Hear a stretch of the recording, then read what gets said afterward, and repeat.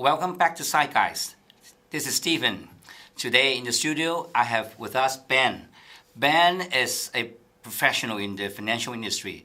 He was born in Hong Kong. Yes. He grew up in the States, and now he's back in the city. Okay, Ben, I want to ask you for your personal take on Hong Kong as a financial hub, okay?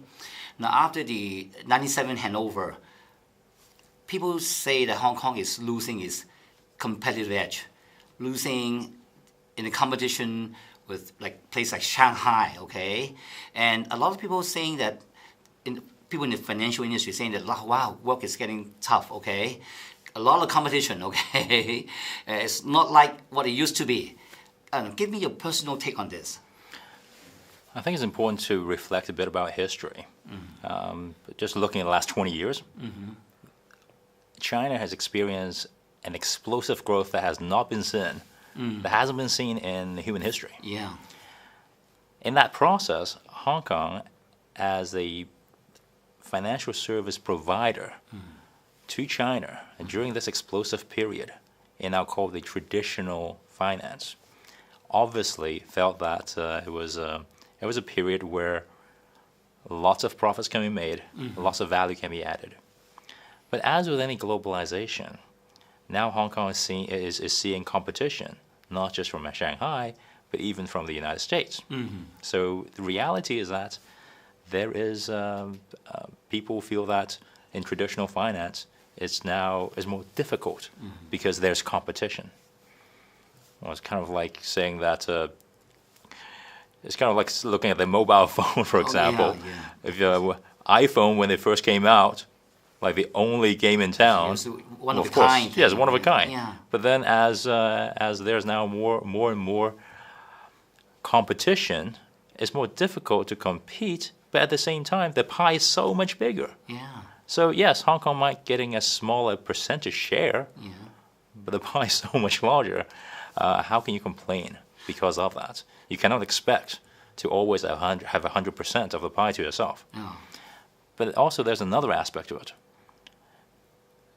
Now that China has grown so much substantially, the finance sector in Hong Kong, I'll call them the traditional finance, and I'll call it new banking, finance. Right? Yeah, I'll call it banking. I'll call it traditional finance versus a new finance. And I'll call new finance, like in financial technology, you're actually today you have far greater opportunities than when Hong Kong was a monopoly to Chinese financial services, say 20 years ago. So in terms of for entrepreneurs, new businesses serving Hong Kong/China, I think the opportunities today is actually greater than 20 years ago. When you talk about the traditional service providers and the new service providers, yes, are you referring to the innovative, the online, the technology-driven part of the financial industry, right? Yes. Okay. Yes. And for that industry, to get into that industry, what are the obstacles to the traditional financial service providers like banks, okay, big global or regional banks? Are there any obstacles to them as financial service providers to get into those new areas, new products, new services? It's more of a internal corporate barriers rather than, in my opinion, rather than real barriers. For example, a lot of these financial technology companies are really trying to disrupt the traditional firms in terms of their offering. And of course, the traditional companies wanted to protect their own turf. Okay. And it's more of a, in my opinion, it's really more of a challenge to make that decision internally by the traditional financial services.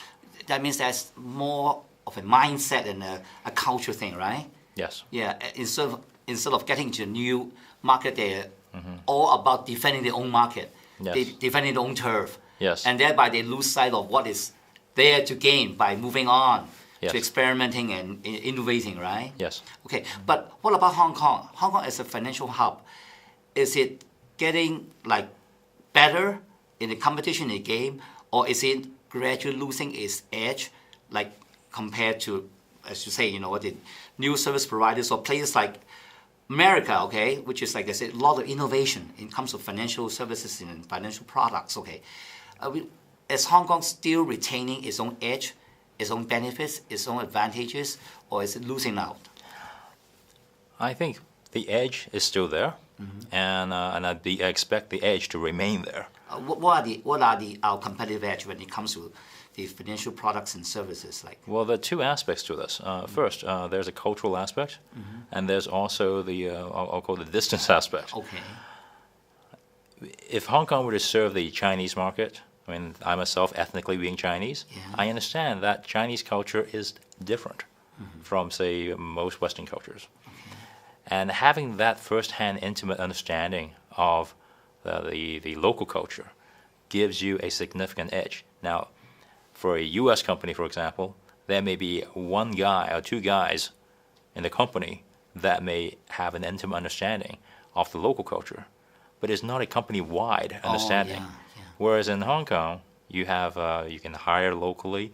You have everyone from the entry-level employee all the way up to the top. Because it's home culture, right? Exactly. Yeah. Yes. So the cultural edge is definitely remaining there. And the second aspect is distance. In Hong Kong, a firm, a professional, can head over to Shenzhen, for example, in 2 hours, or And be back probably even less. before dinner. Right? Back before dinner. And whereas for a guy, say in New York, it's probably taking like a day and a half. Yeah. So the difference is that being close to where your market is a huge benefit. Yeah. Some people were saying, "Oh, we have all these mobile phones, telephones, video conferencing, emails, all right, messengers. Why do you need to be close to your? You don't need to see the person Yeah. in the flesh." Yeah. I'm going to argue that in the last 10 years or so, telecommunication has taken off significantly. Now making phone calls is practically free. But yet, airline travel to all the business centers in the U.S. is an all-time high. Oh yeah. So Definitely, yeah. you can tell just by that alone that in person, in the flesh, meetings, understanding, and in business dealings, that is still the essential part. And is it easier for someone who's in Hong Kong going into China, or say someone from, say, New York or London? I think the answer is obvious. Okay, Ben, looking to the future, what do you see are the major challenges Hong Kong will come across as a financial hub?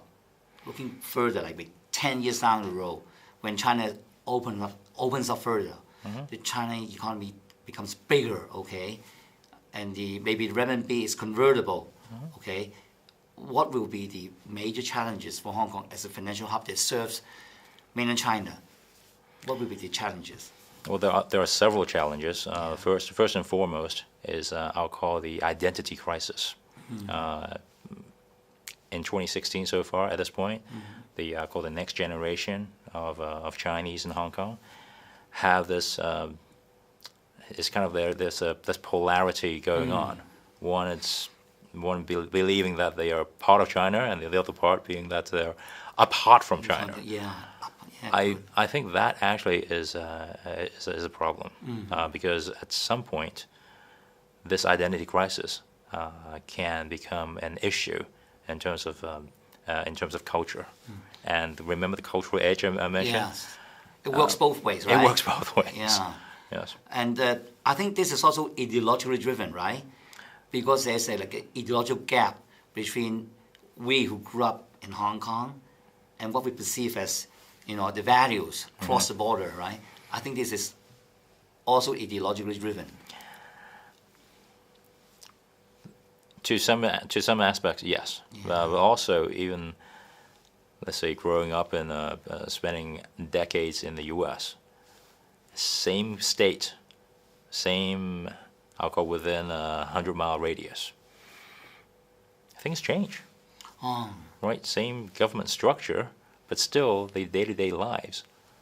I mean, things change. Oh, okay. So I think that is an important aspect. Now, of course, I'm not trying to diminish the the arguments of some of these changes that are that some of the people in Hong Kong are concerned about. Yes. But to demand for no changes whatsoever and expect that to happen, I don't think that is actually realistic. Okay.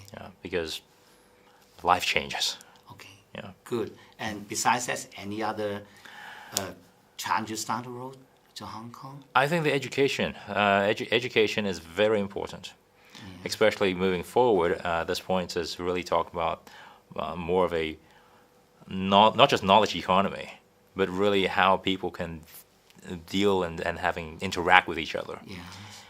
And I believe that that aspect is somewhat missing in today's education system. Okay. And just a case in point. Okay. I hear parents scheduling numerous activities, like throughout the weekend, for the kids, in addition to the weekday schools and homework. It really gives very little time for children to really socialize and learn how to interact and grow up with other kids outside of a very structured environment. But I think a lot of the business ideas, opportunities, and problem solving actually comes from that kind of interaction. Oh. So that is something that is of concern. That is what we call the time on your own, right? Yes. You time can on your do own. something on your own, isn't it? You're nobody to bother you. You can free to do whatever you like, isn't it? And that is what gradually becoming a rarity in kids' life nowadays in Hong Kong. Okay, Right. Okay. And besides these two challenges, any others do you think that we should really focus on? I think people should focus on the future and not so much about retaining what they now have. Again, that's it's somewhat of a cultural thing, but focusing on where you can go in the future, rather than saying that this is what I had in the past and I don't want to lose it. Wow. When one door closes, two more doors open. This is like a mentality thing, right? Yes. Instead of defending what you have, look forward to what you can gain by moving ahead. Yes. Yeah, embracing change thing, right? Wow, good, Ben. It's so good talking to you. Thank you, Stephen. Thank you. We should do this more often, okay? I look forward to Okay. it. Thanks. Thanks for tuning in. We'll bring you other great stories later. Bye-bye for now.